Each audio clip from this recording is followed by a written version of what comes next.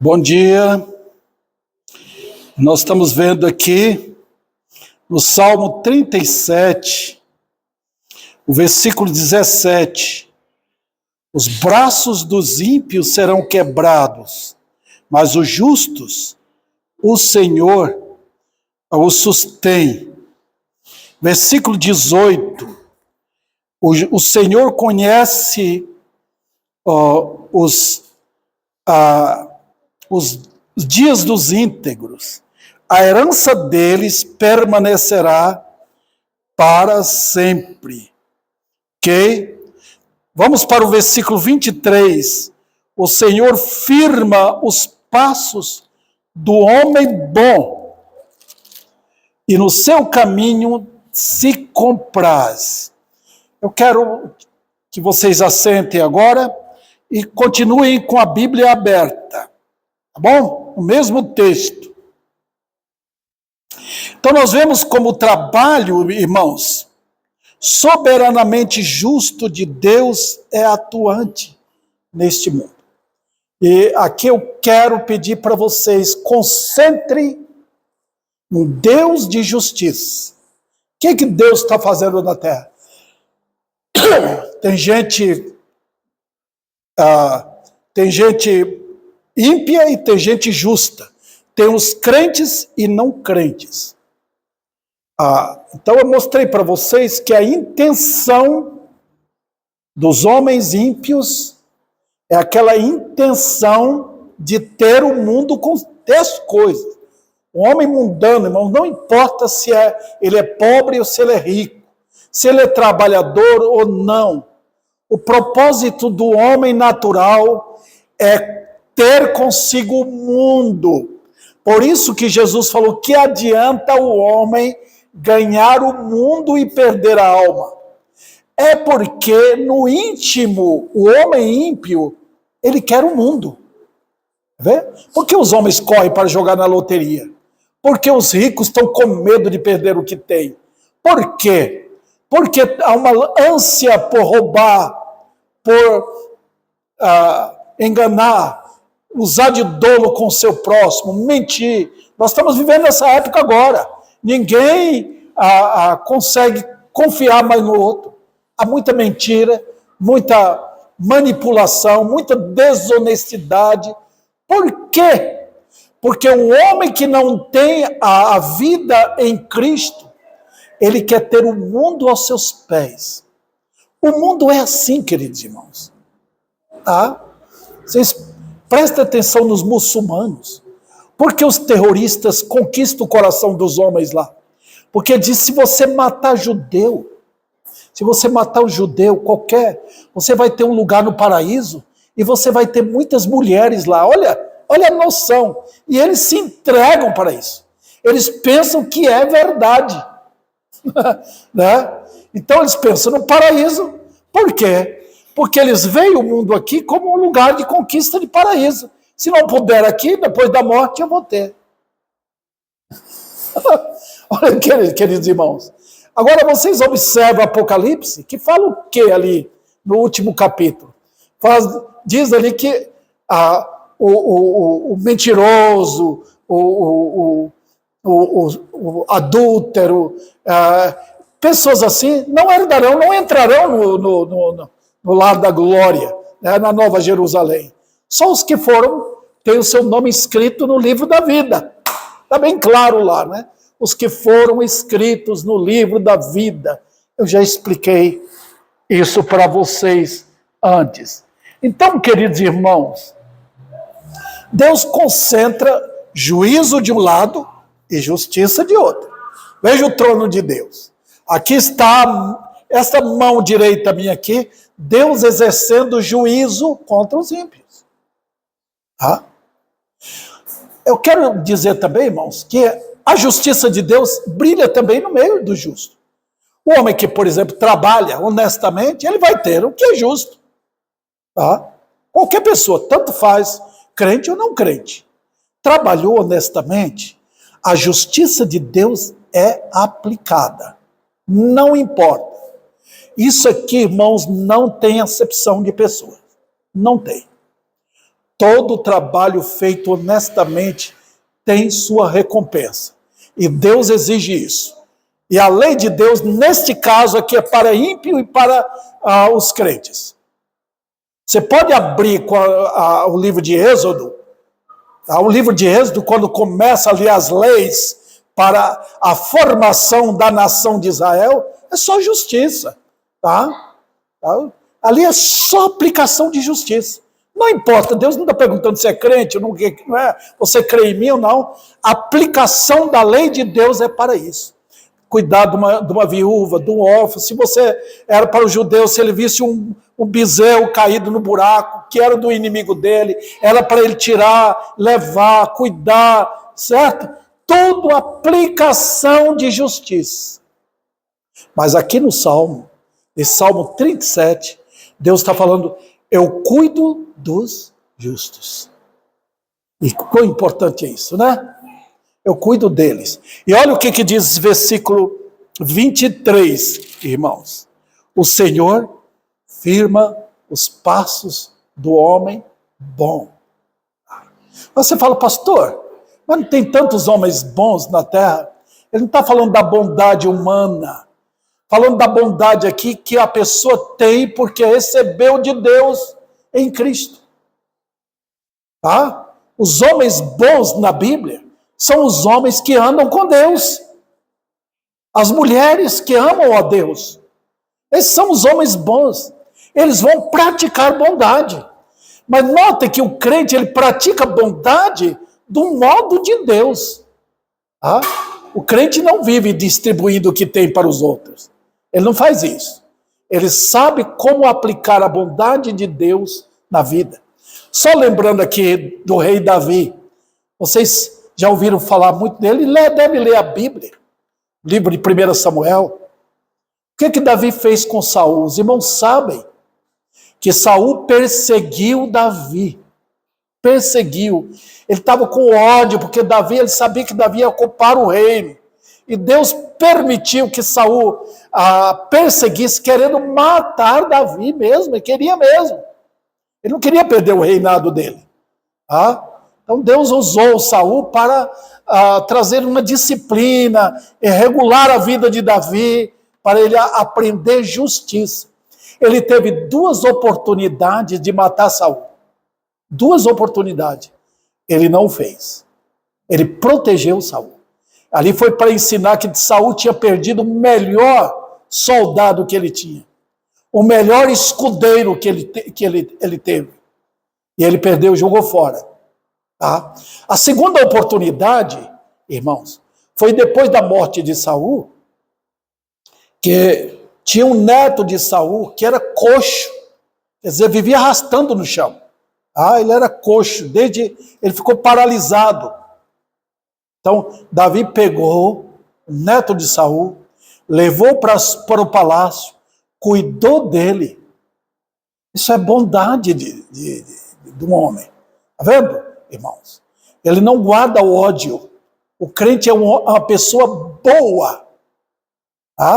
Mesmo perante os inimigos, ele é uma pessoa boa. Eu falei para os irmãos já, mas vale a pena repetir, quando a igreja estava sendo perseguida pela igreja católica, os crentes sendo mortos. Muita crueldade aconteceu vinda de Roma com os crentes. E teve um crente que estava sendo perseguido por um católico. Na perseguição, o crente era magro, ele foi atravessar um rio, que estava coberto de gelo. Ele atravessou normalmente, mas o perseguidor era um pouco pesado. Então, quando ele tentou atravessar, quebrou o gelo, ele caiu. O crente voltou e conseguiu tirá-lo da morte certa. Tirou, ele pegou o crente e ainda levou para ser morto. Então, olha a diferença entre a bondade do crente e a perversidade do ímpio. Então, aqui está, queridos irmãos. Diz aqui o texto, o Senhor firma os passos do homem bom. Firma. Ele não volta atrás. Tá? Olha, irmãos, a vida de grandes homens de Deus. Olha aqueles 3 homens. lá no palácio de Nabucodonosor. O que eles fizeram? Eles simplesmente não adoraram a imagem de ouro que Nabucodonosor levantou. Mas nós não vamos fazer. Eram bons esses homens? Eram, porque eles estavam ensinando com a vida deles que o Deus deles era digno de adoração, não aquele ídolo que ele ergueu para ser adorado. O outro foi com Daniel. Foi jogado na cova dos leões porque ele não abriu mão. Isso é, Deus firma os passos do homem bom. Firma. Ele não volta atrás. Está firmado ali na verdade. Está vendo? E você pode notar que o homem bom não fica se mostrando. Não fica dizendo o que ele fez. Quando Mardoqueu descobriu que tinha 2 homens que queriam matar o rei Assuero, ele não ficou falando depois para os outros. Ele ficou quieto no seu lugar. Ele deixou o tempo de Deus. Deus havia arquivado aquilo para, no horário certo, no tempo de Deus, Deus ia mostrar o que um servo seu fez. Foi sempre assim, irmãos. Os homens de Deus, as mulheres que andam com Deus, são pessoas boas e firmadas nos seus passos ali. Não voltam atrás. Não abrem mão. Não é, como nós dizemos sempre, Maria vai com as outras. Não. Você vê, o crente está ali. Ele não fica abrindo a boca e tocando a trombeta do que ele fez. Não, não precisa. Ele é assim. Enquanto os ímpios são destruídos, perdendo tudo, o viver dos justos é ordenado em justiça. Está vendo aqui a diferença, irmãos? Os ímpios estão perdendo tudo.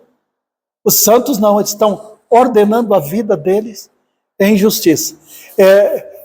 A Bíblia está cheia disso, irmãos. Eu gosto de examinar esses atos de justiça dos crentes, dos homens de Deus.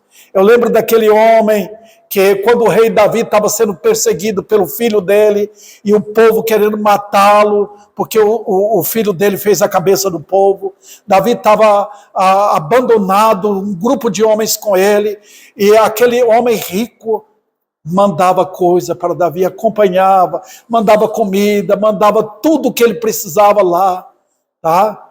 E quando Davi, o filho dele morreu, que Davi estava voltando ao reino, depois da agonia de saber que seu filho tinha morrido, Davi falou, venha comigo. Era um homem já de idade.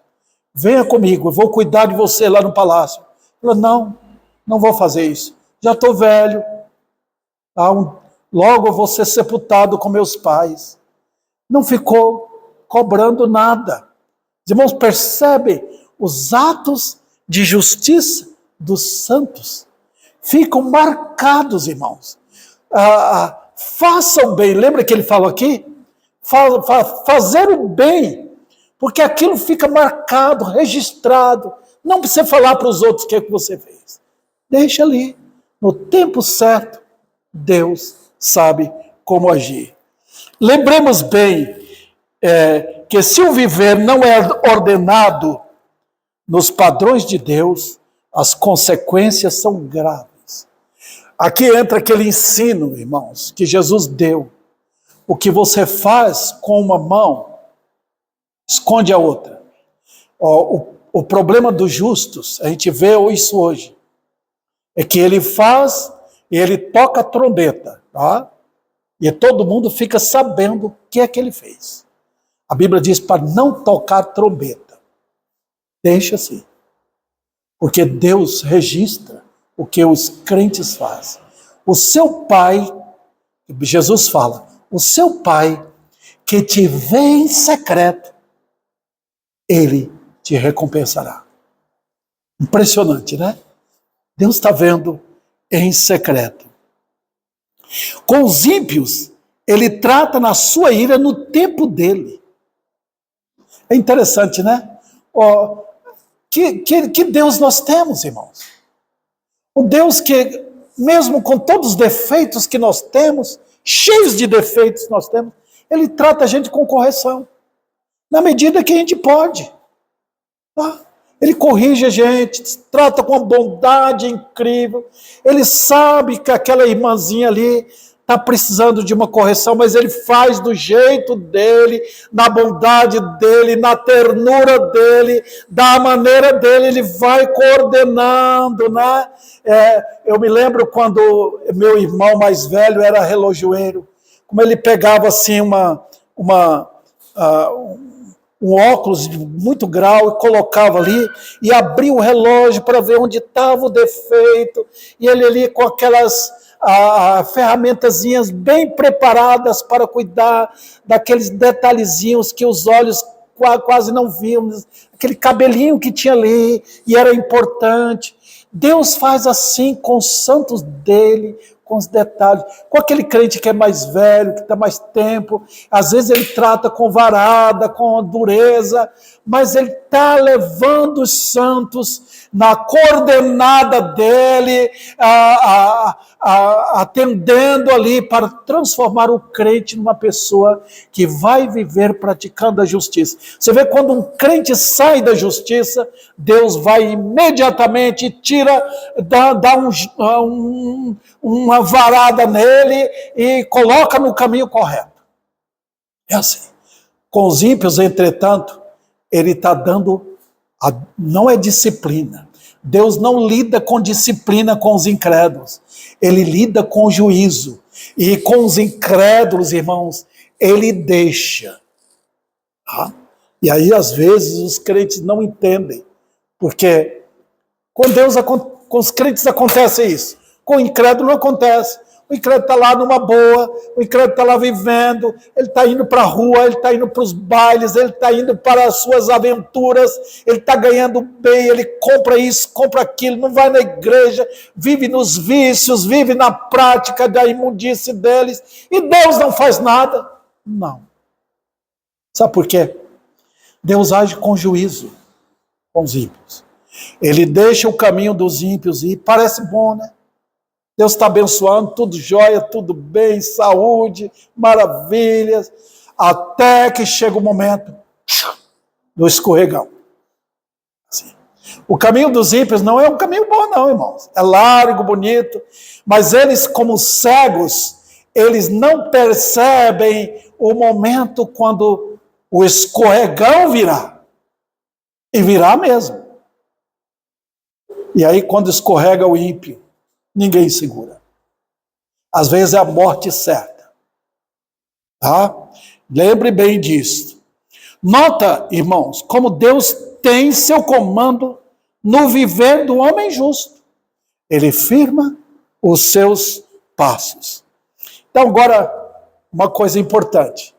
Que nós aprendamos a ver a vida do ponto de vista de Deus. O quanto eu ganho, a casa que eu vivo, as dificuldades que eu tenho, porque nós aprendemos isso na escola de Deus. Vocês que são crentes, vocês têm um privilégio que o mundo não tem, de participar da faculdade da graça. E todo crente participa. A faculdade da graça é Deus ensinando o crente de todas as maneiras que ele usa, na pobreza, na doença, na luta, no choro, na perda. Ele está ensinando que aqui tudo a gente vai perder. Os irmãos perceberam? Vocês são herdeiros dele, mas eu sou herdeiro, não tenho uma casa boa. Eu sou herdeiro, mas não tenho o conforto que eu gostaria de ter. Não é assim. Vocês são herdeiros de coisas eternas. Eu falei para os irmãos que o que vocês veem neste mundo é resultado de tudo que vocês têm aí, vê comida e riqueza, essas coisas. O Senhor é o dono de tudo, irmãos.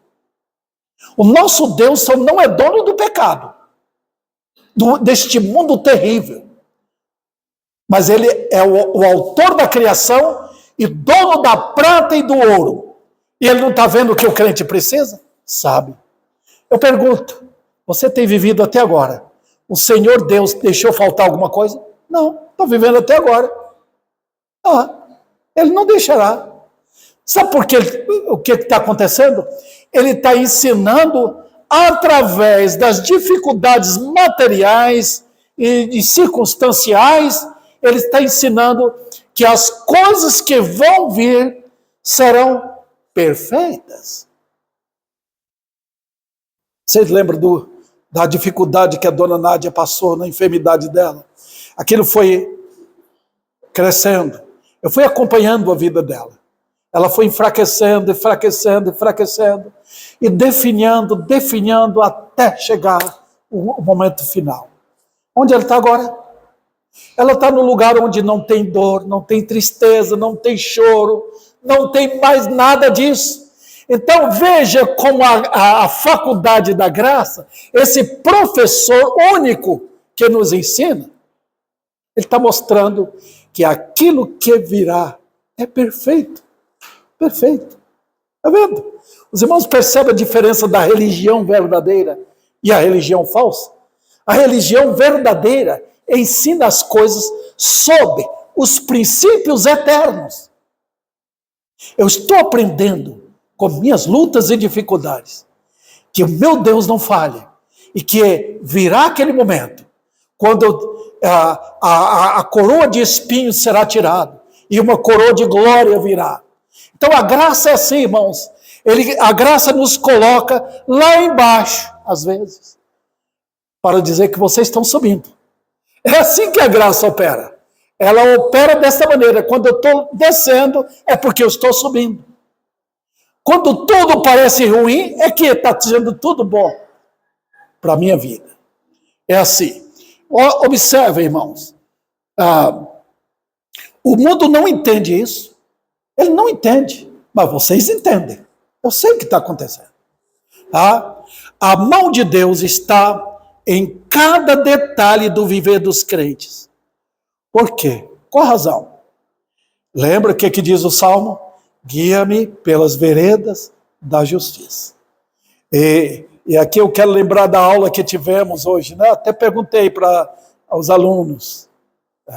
Qual a diferença de justificação para a santificação? A justificação é um ato de Deus. Pronto. Um ato de Deus na vida. O crente é perdoado, purificado, aceito em Cristo. Acabou. Não tem perda de salvação. Não há mais nisso. Ninguém vai tirar o salvo da mão do Senhor. Ninguém. Não há poder nenhum que tire um crente, que for a pessoa justificada, saia da mão do Senhor. Jesus até fala em João que os crentes estão na mão dele e na mão do Pai, protegido, irmãos. Agora, a santificação é outra coisa. A santificação é a justiça na prática. Vendo? Então, ele vai nos guiar pelas veredas da justiça. E aí, nessas veredas, que ele firma os passos. O que é a vida do crente, irmãos? A vida do crente é justiça. Não fica procurando novidade. Não. É a vida normal do crente. É a vida sua irmã no seu lar. É a vida do homem na sua casa, no seu serviço. É a maneira como você se comporta, dando a Deus o que é de Deus e dando aos seus semelhantes o que pertence a eles. Isso é o amor bíblico, justiça. Justiça no lar, justiça na escola, justiça no serviço, justiça na igreja, justiça no falar, justiça. Firma os passos do homem bom. Outro detalhe, irmãos. A mão de Deus está em cada detalhe do viver dos crentes. Então vemos isso na forma como Deus conduziu a vida de Davi. Eu falei até para os irmãos, quando perseguido por Saul. Outro, para terminar aqui. A vida do justo traz prazer a Deus? Traz. Olha o que diz o texto. Irmãos, veja. O Senhor firma, versículo 23, os passos do homem bom e no seu caminho se compraz. Está vendo aqui, queridos irmãos? Deus tem prazer em justiça. Tem prazer. Os irmãos lembram como Jesus era o prazer do Pai? Lembra que ele falou, este é meu filho amado, nele tenho prazer? Olha a ligação que você tem com Cristo, querido irmão. Então, quando você está sofrendo por amor a Cristo, o Senhor tem prazer. Inclusive, Pedro fala, ele vê graça nisto. Quando nós estamos sofrendo, alguém fala mal de você, sem que você mereça. Você é desprezado, não tem problema. Tudo por amor a Cristo. Estou sozinho, mas Ele está comigo. Ele me protege. Ele nunca vai me desamparar. Nunca, não vou tomar a frente dele, não. Eu vou viver para a glória dele. Ele se compraz no crente que tem prazer nele. Essa é uma das matérias da faculdade da graça. Deus tem prazer na justiça, retidão e santidade, porque nós estamos seguindo o modelo. Qual é o nosso modelo? Cristo Jesus. E, para finalizar aqui, os momentos da queda. O que é que diz ali? Versículo 24. Se cair, não ficará prostrado. E nós sabemos, irmãos, que nós somos tendenciosos a cair, né? Qual é o crente que não cai? Todo crente está sujeito a cair, né? Mas nota, se cair, não fica prostrado.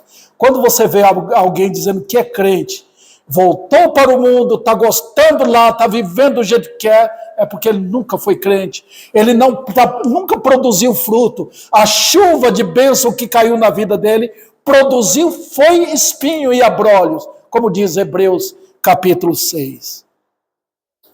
Então, por que nós podemos cair, há perigo de cair? Por quê? Vou mostrar. O mundo, com seu sistema, quer derrubar. Todo momento. Irmãos, eu lido com o computador todo dia. Eu vejo, eu tenho que entrar no YouTube, eu tenho que entrar em notícias, e ali tem todo momento o mundo querendo me derrubar. O mundo com sua a tática, suas malícias, suas armadilhas, quer derrubar o crente. Os ímpios não, eles já estão caídos. Mas eles querem derrubar a gente. O mundo quer. E se você chegar ao momento, busca socorro. Tem um amigo invisível que está presente. Sempre presente ali. Busque ele. Passe a andar com Deus. Passe. Eu tenho falado, passe a andar com o Senhor. Ele está presente. É que a gente vive tão envolvido com o que é visível, né? Meu filho aqui, marido ali, parentes ali, amigos ali. O mundo sempre está ao redor. Mas você já aprendeu a andar com seu Senhor, perto dele, de tal maneira que você se agarra a ele. Você vê quando a mulher ela está em perigo, ela agarra no braço do marido. É assim que nós agarramos-nos aos braços do Senhor. Me socorre, Senhor. Tu és o meu amigo. Cante o hino a ele, naquele momento. Outro detalhe, Satanás quer derrubar você. E ele atira as flechas mesmo. Ele quer ver onde tem uma área fraca na vida daquela irmã, daquele irmão. Ele aponta a flecha ali, e venenosa mesmo, para tentar me derrubar. E também, irmãos, tem a nossa natureza. Eu ainda e você, querido irmão, está vivendo nesta carne, tá? Essa carne que vai envelhecendo, é a carne pecaminosa. Enquanto nós estivermos nesta carne, toda a tendência do pecado, tá? Toda aquela ânsia do pecado ainda habita em nós. Cuidemos para negar a carne, negar mesmo, irmãos. Custe o que custar, nega naquilo que realmente a carne quer satisfazer as ambições. A falha nunca será de Deus. Nunca. Nunca Deus falhará conosco. Por quê? Deixa eu ver aqui. Tá. Por quê? Eu tinha terminado, graças a Deus. Irmãos, o Senhor nunca falha. Ele é perfeito, Ele é amoroso, Ele guia-nos na justiça, na santidade. E Ele finalmente quer o nosso bem. Ele quer que sejamos perfeitos, à semelhança do seu Filho. E a vida vai ser assim até a tua morte e até a minha morte. Que o Senhor aplique a sua palavra em nossos corações.